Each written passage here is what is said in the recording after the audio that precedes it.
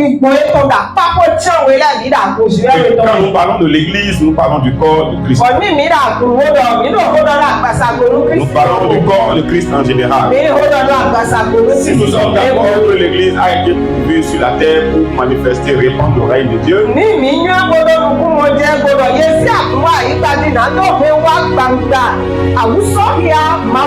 la question fondamentale à se poser est quoi?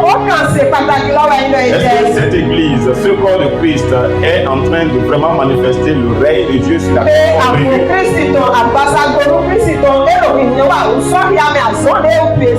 Et nous savons que la réponse est carrément non. Au contraire, si nous regardons l'église telle qu'elle est aujourd'hui, nous avons l'impression qu'elle a échoué dans sa mission. Qu'elle ne connaît pas sa mission. Donc c'est pourquoi il est fondamental que le Saint-Esprit retrouve sa place. Parce que celui à qui Dieu a confié l'église, celui à qui Jésus a confié son église, s'appelle le Saint-Esprit. C'est lui qui veille sur la création. C'est lui qui veille sur l'accomplissement des plans de Dieu sur la terre. Donc c'est lui également qui nous présente Jésus dans toute sa plénitude. La Bible dit d'ailleurs qu'il n'est pas là pour parler de lui-même, et il est là pour parler de Christ. Donc nous avons parlé de l'onction de cet esprit. Nous avons pris l'exemple du chandelier d'or dans le tabernacle qui a un pot en bas, un pot qui a 7 branches qui sont reliées à une tige qui est reliée elle-même à ce pot.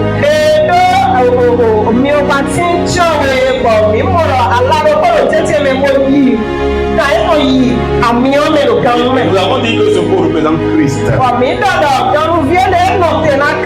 C'est Christ que cela représente. Christ qui est la tête du corps de Christ. Et cette huile qui est à l'intérieur du pot représente le Saint-Esprit. Parce que dans l'Ancien Testament, l'huile est l'un des symboles du Saint-Esprit.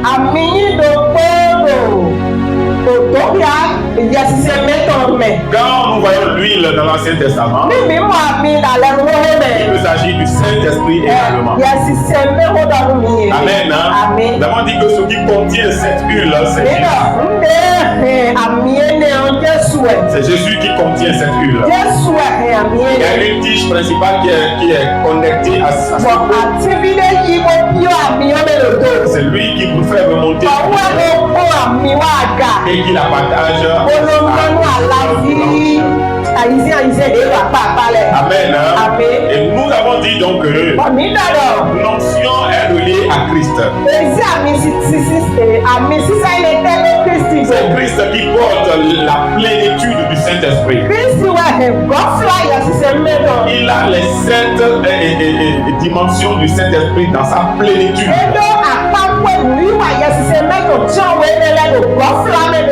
Parce que lui-même, il est la plénitude. Et c'est de lui que coule l'onction. Nous avons pris l'exemple d'Aaron dans l'Ancien Testament. Où Moïse avait habillé Aaron, Aaron qui est l'ancêtre des souverains sacrificateurs.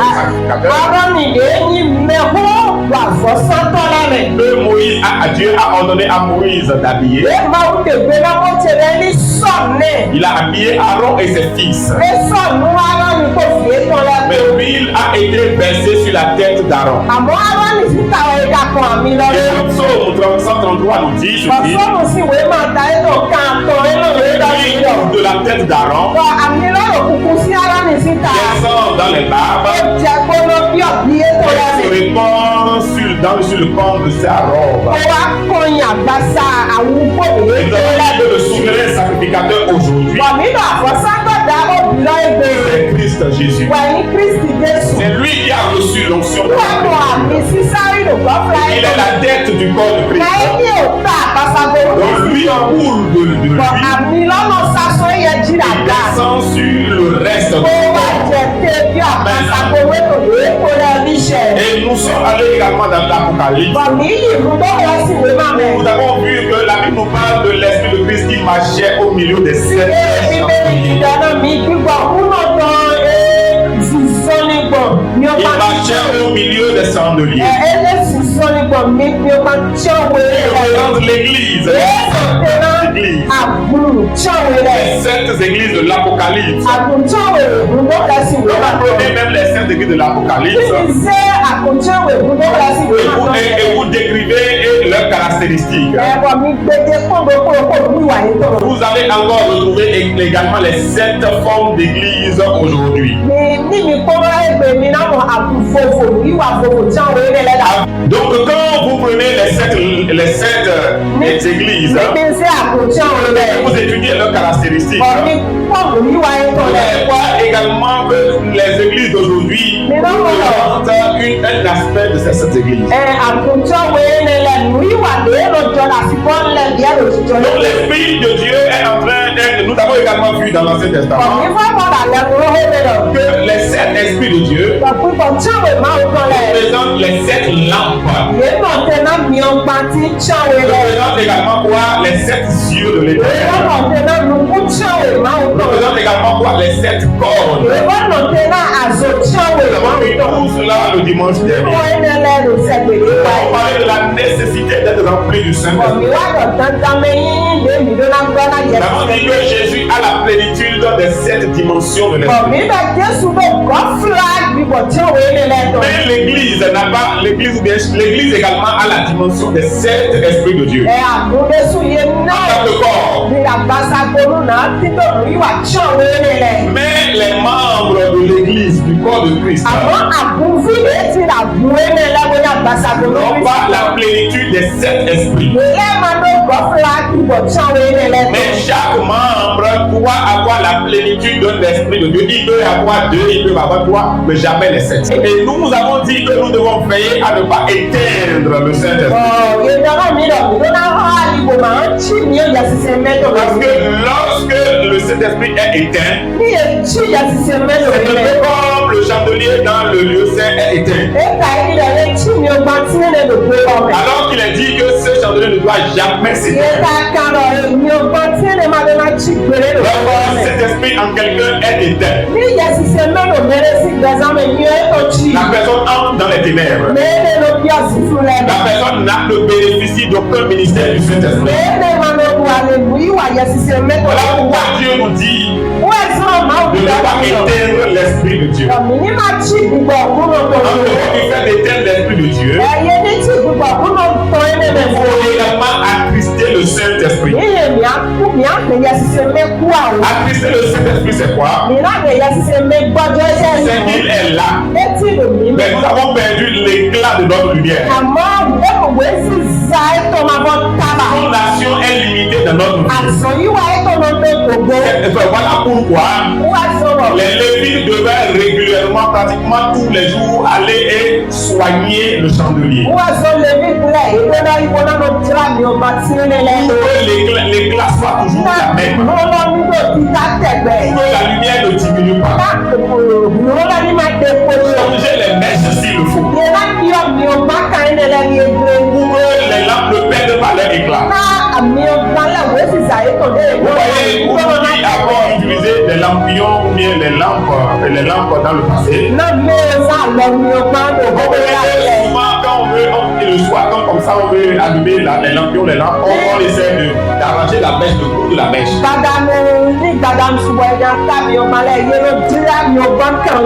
On arrange le bout de la mèche pour que la lumière sur l'éclat soit bonne. Donc, quelqu'un qui a attristé le Saint-Esprit, sa vie va perdre l'éclat. Il ne sera plus attiré. Il ne va plus attirer des faveurs de la main. Et voilà pourquoi le diable lutte pour que nous puissions être complètement découragés, poser des actes qui vont attrister le Seigneur.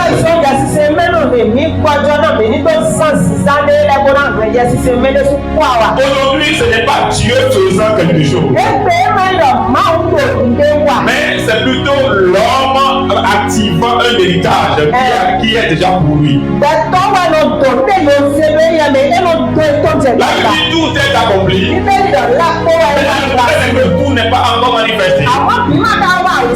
Que ça soit manifesté pour toi, il y a un acte que tu es appelé à poser. Il y a un voile que tu es appelé à ôter. Il y a un prix que tu es appelé à payer. C'est là où tout le monde attend pour que le ciel s'ouvre, pour que les choses tombent dans leur tête sans rien faire.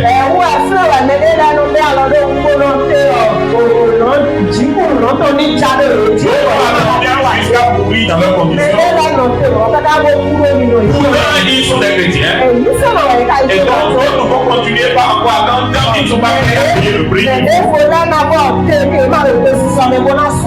jusqu'à ce que soit Jésus ne revienne, nous sommes parce que vous savez ce qui est important qu'on doit comprendre. Ce ne sont pas nos manières de voir les choses qui changent Dieu. C'est notre compréhension de la parole de Dieu. La manière dont nous avons compris la parole de Dieu, la manière dont le voile de l'ignorance a été déchiré de notre vie, c'est ça qui détermine l'accès qu'on aura à des choses. Voilà pourquoi il est dit depuis le temps de Jean-Baptiste. Le royaume des cieux est forcé. C'est des violents qui s'en emparent. Lorsque tu n'es pas violent, tu es là. Tu attends que le lait et le miel coulent de quelque part. Tu peux être déçu de la vie chrétienne.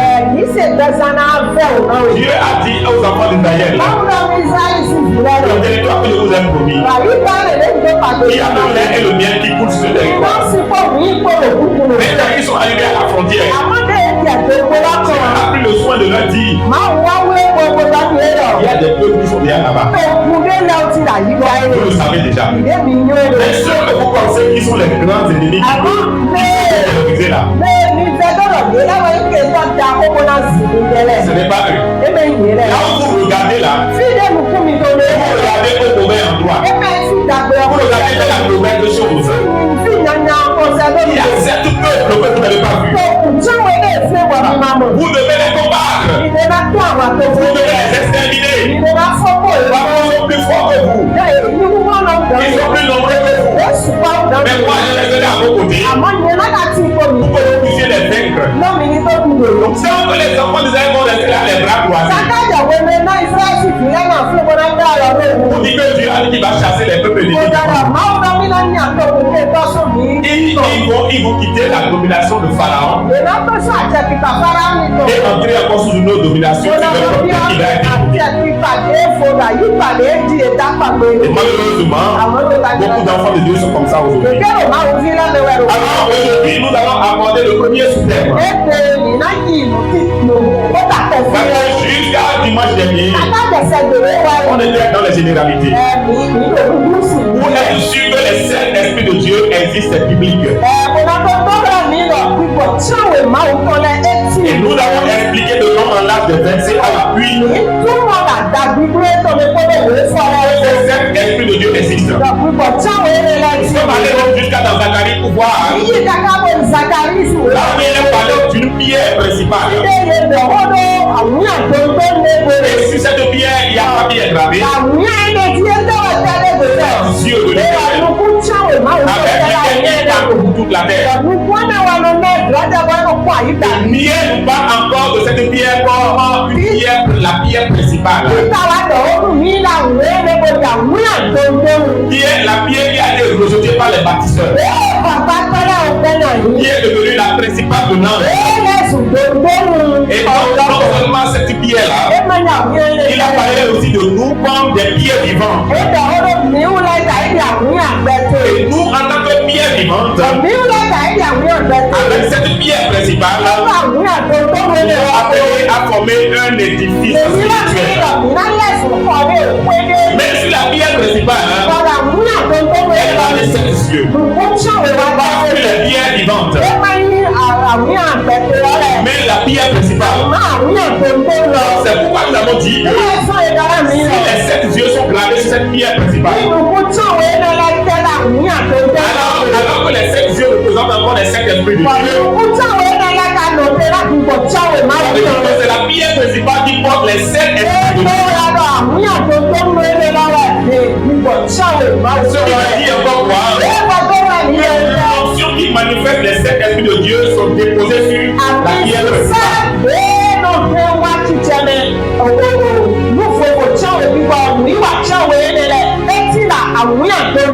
Alors si la pierre est vivante, sont collés aux pierres principales, à la pierre principale.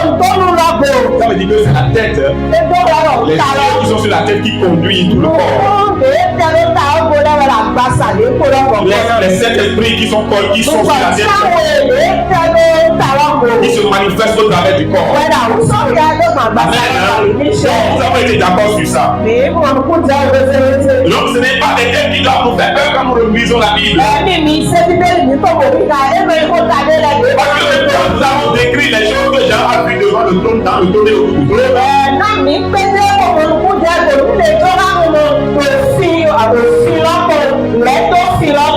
c'est bien un peu comme ça ressemble un peu à un monstre, n'est-ce pas?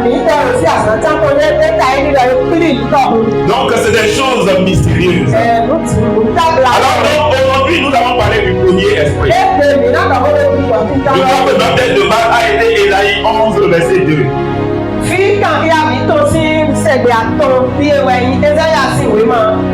Ésaïe 11, le verset 2. Que nous allons lire. Lisons Ésaïe 11, le verset 2. L'esprit de l'Éternel reposera sur lui. Je ne sais pas si vous comprenez un peu. Quand vous prenez le chandelier, le phare fait comme ça. Le phare principal. La tige principale peut être comparée à l'esprit de l'Éternel. Et on a mis une programmation de point comme si les autres esprits dépendent de ça.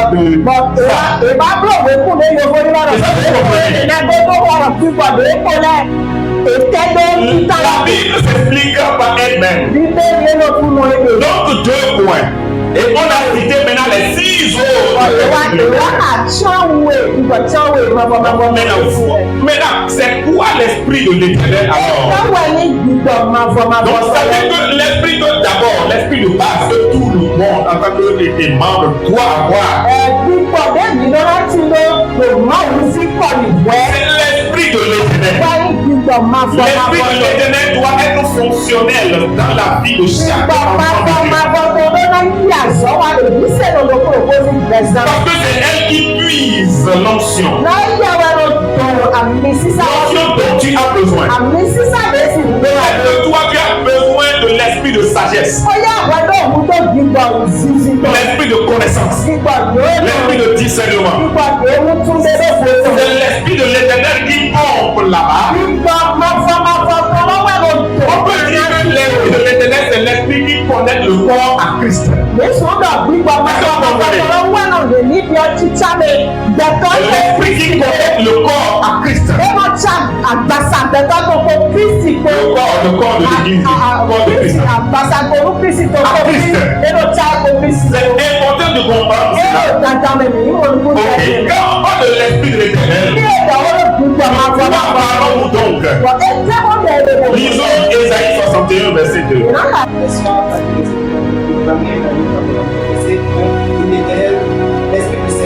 Voilà.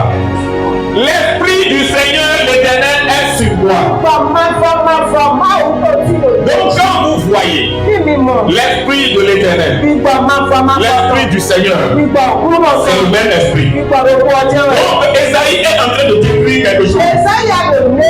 Il dit l'esprit du Seigneur l'Éternel est sur moi. Donc l'esprit de l'Éternel, l'esprit du Seigneur repose sur. Quand on dit repose sur, et dans Esaïe 11 là-bas, on dit l'Esprit de l'Éternel se reposera. L'Esprit du Seigneur est sûr. Quand vous voyez cela, c'est de ça on parle. Donc quand l'Esprit est venu sur lui, il dit pour proclamer, pour faire ceci, pour faire cela. Okay. Ça veut dire que l'Esprit de l'Éternel est selon Jésus pour son ministère. Donc Saint-Esprit est venu sur lui. C'est pour accomplir le ministère, la mission pour laquelle lui a été envoyé sur la terre.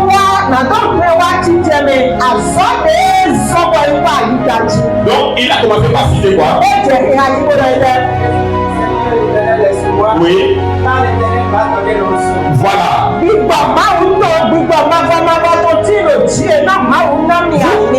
comprenez, ça veut dire que le rôle de l'Esprit de l'Éternel, c'est ce que j'ai expliqué. Il dit quand l'Esprit de l'Éternel vient,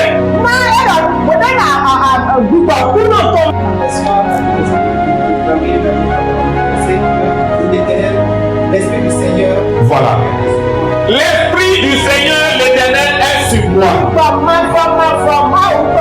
Donc quand vous voyez l'Esprit de l'Éternel, l'Esprit du Seigneur, c'est le même Esprit. Donc Esaïe est en train de décrire quelque chose.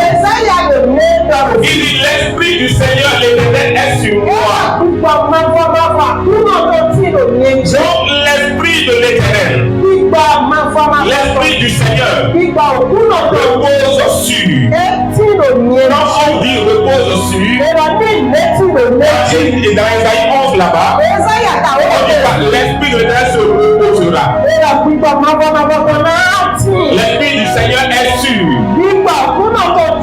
Quand vous voyez cela, c'est de ça on parle. Donc quand l'Esprit est venu sur lui, il dit pour proclamer, pour faire ceci, pour faire cela. Okay. Ça veut dire que l'Esprit de l'Éternel est selon Jésus pour son ministère. Donc Saint-Esprit est venu sur lui.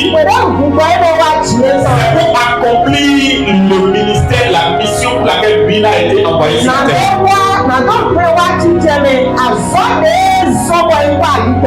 Donc il a commencé par citer quoi? Oui. Voilà. Vous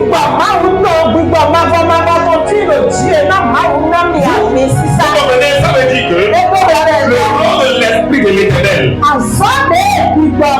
c'est ce que j'ai expliqué. Il dit quand l'Esprit de l'Éternel vient, il apporte quoi? Il apporte l'onction. Je disais la tige principale qui amène, qui fait monter l'huile. Il fait monter l'huile, alimenter les 6 œufs. Est-ce que vous me suivez jusque-là? Donc ici maintenant, de manière prophétique, Esaïe est en train de décrire. L'Esprit du Seigneur, l'Éternel est sur moi.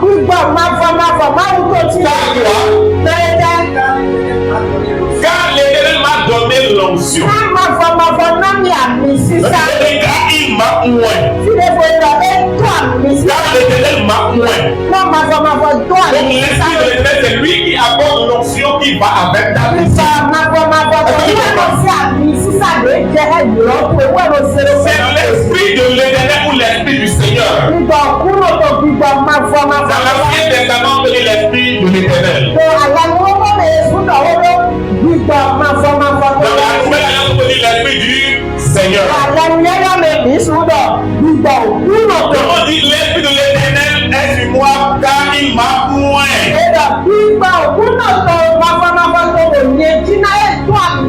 Pour accomplir ma mission. Qu'est-ce qu'il faut d'abord comprendre là? C'est que l'onction n'est pas liée à un ministère en particulier. L'onction est liée au Saint-Esprit. Saint-Esprit est l'Esprit de Christ.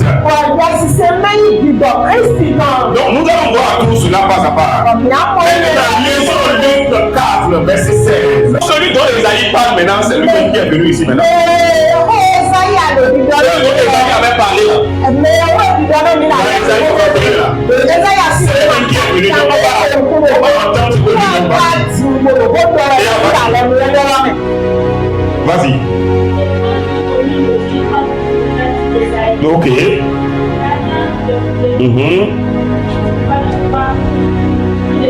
Voilà. Ah, qu'est-ce que vous voyez là? Dans cette maison, on a dit l'Esprit du Seigneur l'Éternel, n'est-ce pas? Donc ici, Jésus dit l'Esprit du Seigneur est sur moi. Ça veut dire que l'Esprit de l'Éternel, l'Esprit du Seigneur, c'est la même chose. Donc il dit l'Esprit du Seigneur est sur moi. Ah, qui l'a moins? C'est l'Esprit du Seigneur qui l'a moins.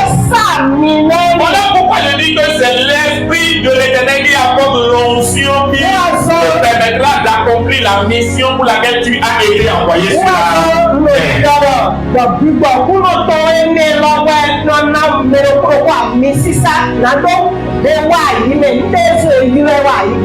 Donc l'Esprit du Seigneur t'apporte l'onction. Il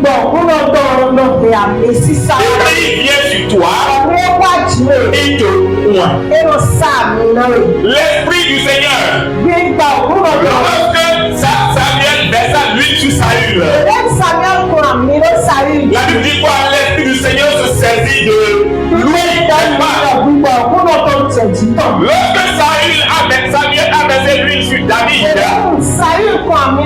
la Bible dit quoi? L'Esprit du Seigneur se saisit de David. Et quelle onction cette huile-là a apporté à Saül? L'onction de la royauté. Saül était un roi avant. Saül était en train de chercher quoi?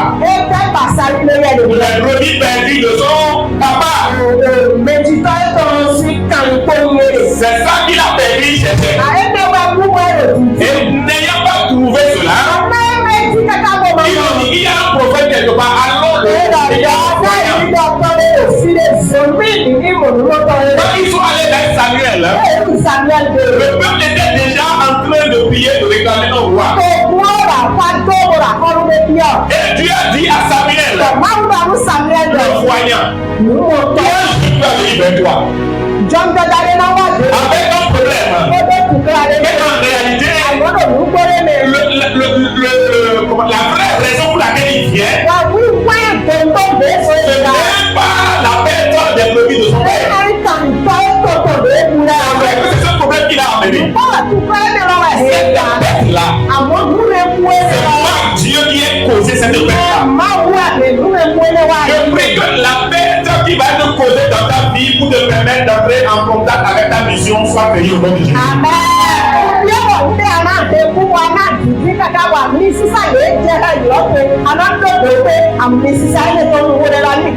La privation dont il te faut. Pour être connecté au plan de Dieu pour ta vie. Cette privation dans ta vie au nom de Jésus. Dieu est encore pour te dire la paix qu'il te faut pour être connecté au plan de Dieu pour ta vie. Je prophétise de cette paix dans ta vie au nom de Jésus. Saül a perdu les brebis de son père. Il cherchait cela. Et l'esprit l'a conduit vers Samuel. Mais il ne savait pas qu'il était en train, cette perte était en train de le conduire vers sa destinée. Quand Samuel a vu, il dit oui, c'est le bébé que tu as perdu. Mais il attendait il y a longtemps. Toi, tu n'es pas destiné à conduire le peuple. Tes frères vont continuer par le faire. Samuel a pris la fiole d'huile. Et il a versé sur Saül. Et il a versé sur Saül. La Bible dit l'esprit de l'Éternel se saisit vie de salut. Et l'esprit a activé quelle onction? L'onction de la royauté. Alléluia. L'onction de la royauté a été activée dans sa vie. La même chose avec David. David pouvait penser à tout sauf être roi de tout. Lui est déjà bien derrière cette table vie là-bas. D'abord, il n'est même pas à positionner pour il n'est même pas premier enfant pour penser un jour qu'il va être roi et héritier. Donc lui, ça lui plaît déjà, s'il peut être en train de chanter et jouer sa harpe derrière son troupeau, ça lui va déjà. Mais que la vie que tu mènes aujourd'hui te va déjà à toi. Mais je suis venu te dire que Dieu a un plus pour toi. Il a un plus pour toi. Il va au-delà de la vie que tu mènes aujourd'hui. Et je prophétise au nom de Jésus. L'accident de la gloire de Dieu se produit dans ta vie aujourd'hui. Le scandale de la gloire divine. La gloire de Dieu a besoin pour manifester. Quelque chose que les ne pourront pas expliquer. Que les hommes ne pourront pas comprendre. Cet accident se produit dans ta vie aujourd'hui. Le scandale de la gloire divine. Le scandale de la gloire et de la faveur divine.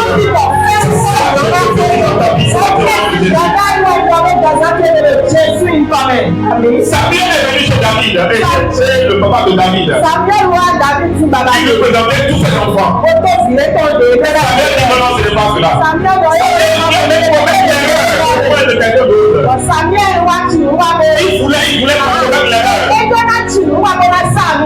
non, ce n'est pas lui. Il dit mais il n'y a pas un autre. Et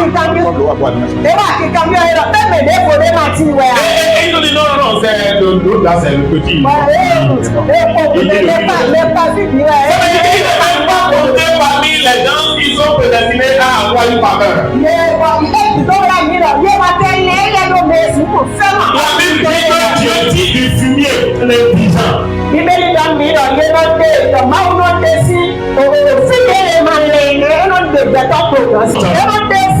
De la bassesse. Et on le fait établir à la table de pouvoir. Si David a existé et que son histoire est authentique et réelle, alors quelque chose est encore possible pour moi aussi. Et quand David a existé et que l'histoire est vraie et authentique, alors que l'histoire n'est pas encore terminée. Dieu peut encore l'écrire. Dieu peut le faire. Au nom de Jésus-Christ de Nazareth. Quand Samuel a vu David, il n'a pas pris la fiole d'huile comme il a fait pour Saül. Là, il a pris une corne d'huile. Une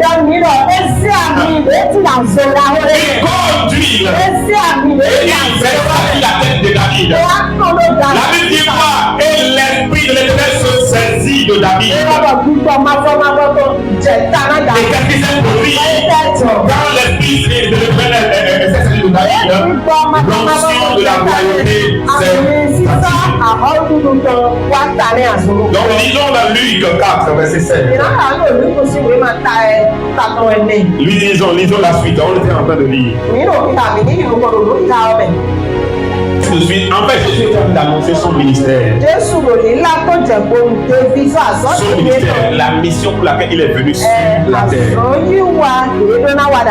Donc lui-même, il a dit que l'Esprit du Seigneur repose sur lui. Parce qu'il a oint. Donc lui-même, il a été oint avant de pouvoir accomplir sa mission. Saül a été oint pour accomplir sa mission qui est Aaron a été oint pour accomplir sa mission. Saül a été oint avant d'accomplir sa mission. David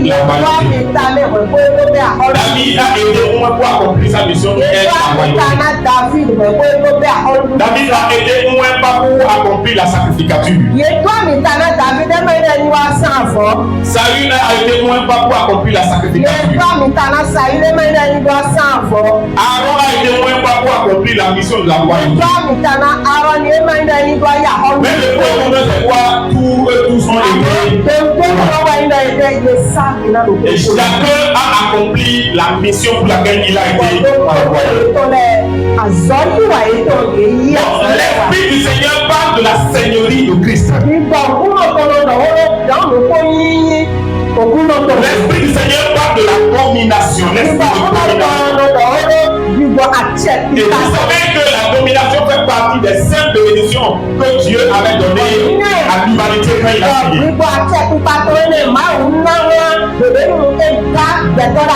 Et c'est lorsque le péché est intervenu que ces 5 bénédictions ont été réduites à 3. Et dans tout l'Ancien Testament, nous avons vu les gens qui ont eu la capacité de manifester que 3 dimensions de cette bénédiction-là.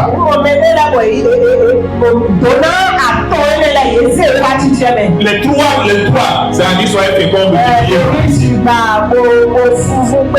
Parce que l'esprit d'assujettissement et de la domination demande une capacité spirituelle. Voilà pourquoi ceux qui doivent exercer ce ministère de domination et d'assujettissement dans l'Ancien Testament, il faut une onction. Voilà pourquoi constamment vous voyez dans la Bible, on était en train de moindre une catégorie de personnes. Donc jusqu'à aujourd'hui, la création a la capacité de manifester ces 3 types de bénédictions. Les gens qui sont sans Christ, les gens qui sont mais nous donnons le Seigneur Jésus-Christ la capacité spirituelle à manifester la domination, la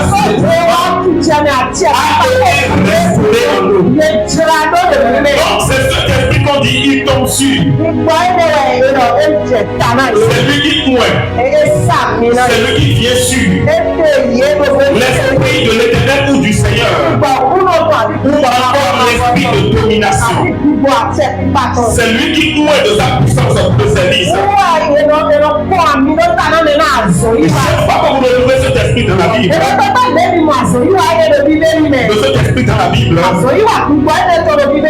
dit toujours repose dessus. Et cet esprit vous donne l'audace. Et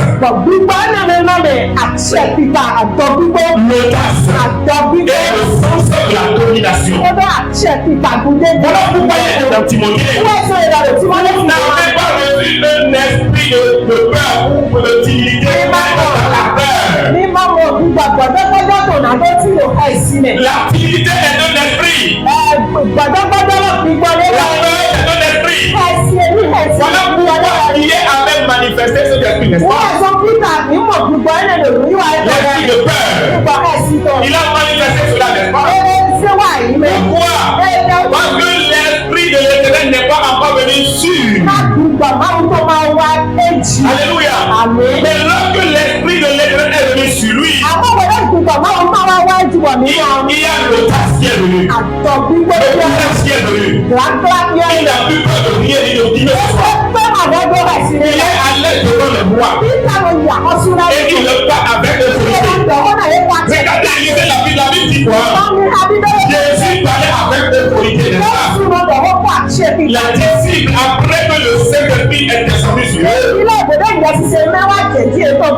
parlait avec autorité. Les gens devant lesquels ils devraient trembler. Est-ce que c'est qui peut se tenir devant le président ou roi et parler la personne avec autorité?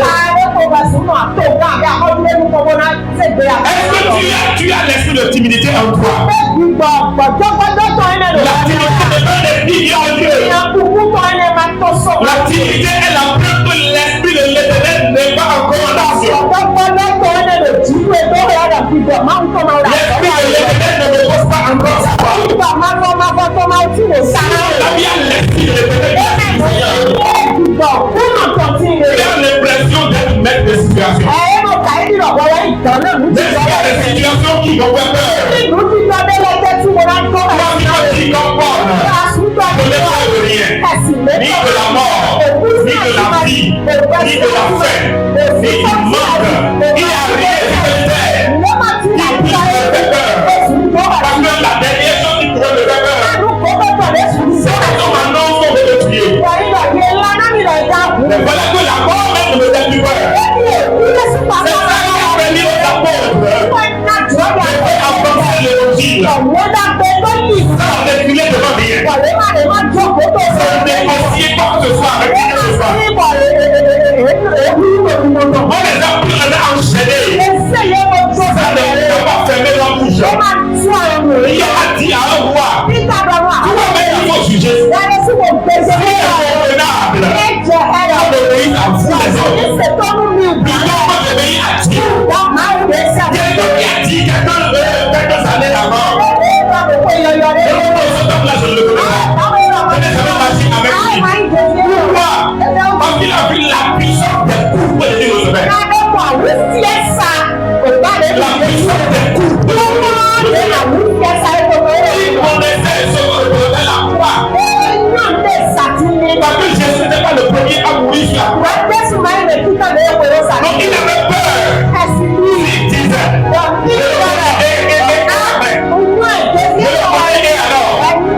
il risquait d'être saisi aussi. Aucun disciple n'est resté à Golgotha. On a vu la place de Jean. Jésus a confié sa mère. Donc il reste là la débandade. Un disciple à la croix. Dieu laissait la croix. Quel esprit avait travaillé là? Esprit de peur. Esprit de timidité. Ils n'ont pas eu la capacité d'assumer. La situation semble les dépasser.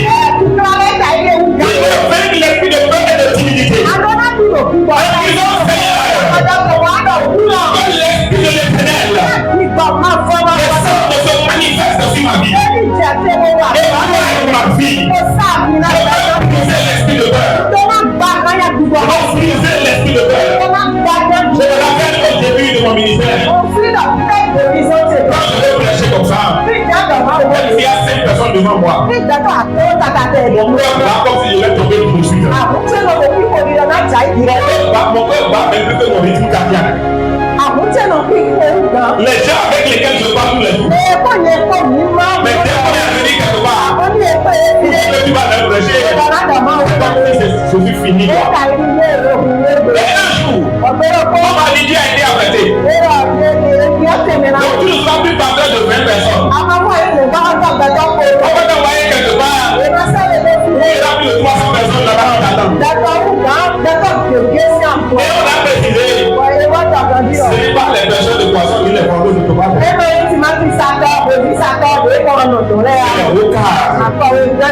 les classes intellectuelles. Le premier dimanche, où on va te présenter, je dois agir.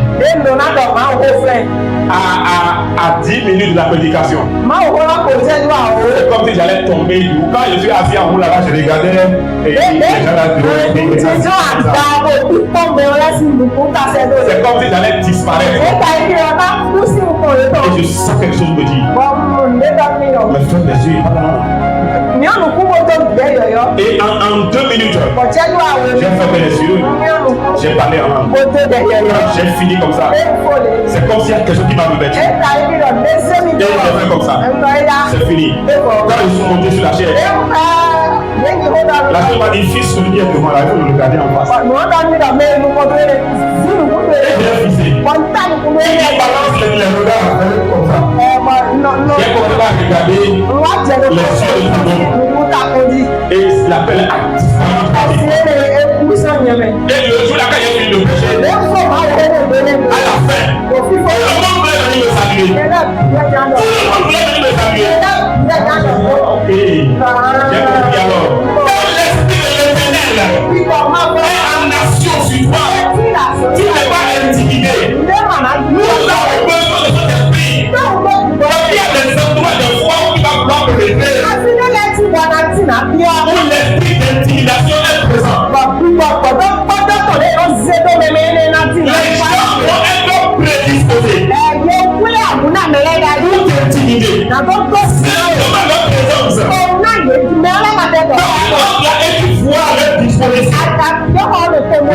manière de regarder, la manière de parler simplement, tu es intimidé. Mais tu as un esprit supérieur à toi. Dis avec moi, j'ai un esprit supérieur. L'esprit qui a permis à Daniel. Tu ne peux pas négocier sa vie avec un Daniel. La Bible dit l'esprit qui le protège sur eux. C'est un esprit supérieur. J'ai un esprit supérieur. Je ne suis pas capable de l'utiliser. Je suis la partie de famille. D'avoir peur devant les situations. D'avoir peur devant les hommes. J'ai un esprit supérieur. Seigneur, assieds-moi. L'esprit de domination. L'esprit qui prend contrôle. Quand tu es dans un environnement, tu ne peux pas être intimidé. Quand tu es debout, quelque chose va te faire sentir en toi. Comme si tu es le maître ici. Comme si tu es le maître ici. Pourtant, il y a des âgés plus de toi. Il y a des dossiers de toi. Il y a des de toi. Et tu te dis que il est à moi. C'est un esprit supérieur. Tu as l'impression que c'est toi que tu as établi. C'est différent de l'orgueil. C'est différent de l'orgueil. Ce que nous parlons, c'est une disposition spirituelle. C'est une disposition spirituelle. Ce que tu penses. Mais si tu le dis avec tout seul, avec une certaine autorité, les gens ne sentent une certaine autorité. Quelque chose qu'on ne peut pas expliquer. L'Église a besoin de la manifestation de l'esprit de l'Éternel, de l'esprit du Seigneur. C'est le nom pour parler quelque part. Nous sommes dans un monde violent. Nous sommes dans un monde où ce n'est pas forcément les plus forts qui gagnent. C'est pas forcément ça. Mais ceux qui savent intimider. Ceux qui savent intimider les autres. Ceux qui savent faire la autorité. C'est de comment parler de quoi. Mais la Bible dit, nous n'avons pas besoin d'esprit de peur. Nous n'êtes pas dans la timidité. Nous n'avons pas besoin d'être de timidité. D'ailleurs, dans la peur, il y a un parti d'aujourd'hui. L'esprit de peur de ma vie. L'esprit de peur, je le détruis. À partir d'aujourd'hui, je déclare que l'esprit du Seigneur est manifeste, est actif, ma capacité spirituelle de dominer, de prendre contrôle, est activée de ma vie. Dans le nom de Jésus-Christ, il en soit ainsi pour toi au nom de Jésus. Que l'esprit du Seigneur se manifeste dans ta vie. Regardez Élie devant le roi Akab. Élie qui a fui devant une femme. C'est le même Élie qui s'est connu devant le roi Akab et qui a parlé de roi Akab. C'est le Saint-Esprit qui a permis les prophètes de